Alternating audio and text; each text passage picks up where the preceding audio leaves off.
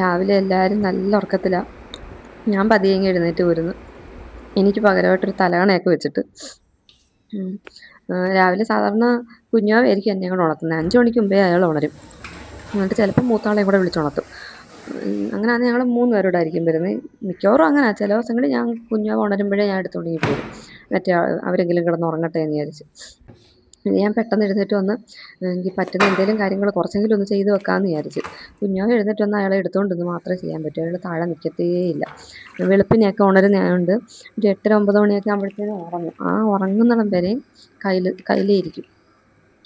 താഴെ അങ്ങ് നിൽക്കത്തേയില്ല. പിന്നെ ഇന്നലെ എന്തായാലും എല്ലാം തലേന്നെല്ലാം ചെയ്ത് വെച്ചിട്ടുണ്ടായിരുന്നു. എല്ലാം അരിഞ്ഞൊക്കെ വെച്ചിട്ടുണ്ടായിരുന്നു. കുഞ്ഞിനെ എടുത്തുകൊണ്ടുവന്ന് ചെയ്യാനായാലും നമുക്ക് അരിഞ്ഞ് വെച്ചിരുന്നാൽ എളുപ്പമല്ലേ. അതുകൊണ്ട് മിക്കവാറും ഞാൻ അങ്ങനെ ചെയ്യാൻ നോക്കാറുണ്ട്. ചിലപ്പോഴേ ഉള്ളൂ നടക്കാത്തത്. ചിലപ്പോൾ രാത്രി ഉറങ്ങുമ്പോഴൊക്കെ അടുത്ത് കിടന്നില്ലെങ്കിൽ ഭയങ്കര കരച്ചിലും അതും ഇതൊക്കെ ആകുമ്പോഴത്തേനും അങ്ങ് അടുത്ത് കിടക്കും. അങ്ങനെയാണെങ്കിൽ ചെയ്യാൻ പറ്റത്തില്ല. ഞാൻ ചെയ്യാനായിട്ട് ചായ അടപ്പയിലോട്ട് വെച്ച് ഒരാളിതാ എഴുന്നേറ്റ് ഇങ്ങ് വന്നിട്ടുണ്ട്. നേരെ ഇങ്ങ് അടുക്കളയിലോട്ട് പോരും.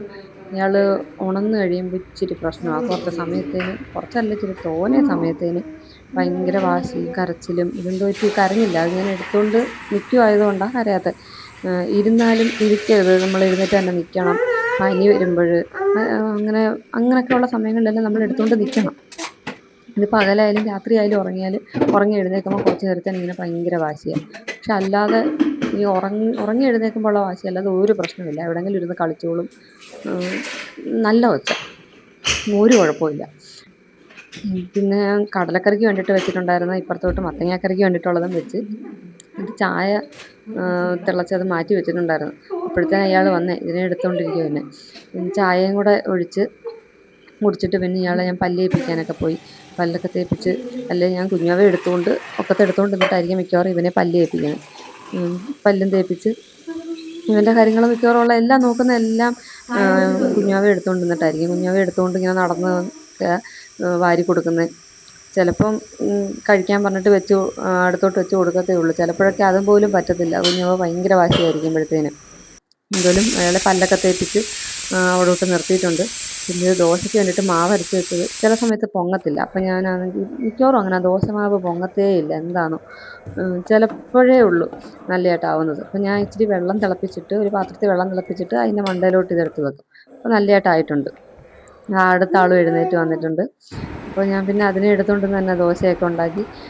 കുഞ്ഞ് ദോശ ഉണ്ടാക്കി കൊടുത്താൽ ഭയങ്കര ഇഷ്ടമാണ്. അതാകുമ്പോഴേക്കും എടുത്ത് തിന്നാനും സൗകര്യമായതുകൊണ്ടായിരിക്കും ഭയങ്കര ഇഷ്ടമാണ്. അല്ലെങ്കിൽ ആനയുടെ ഷേപ്പിലൊക്കെ ഉണ്ടാക്കി കൊടുക്കണം.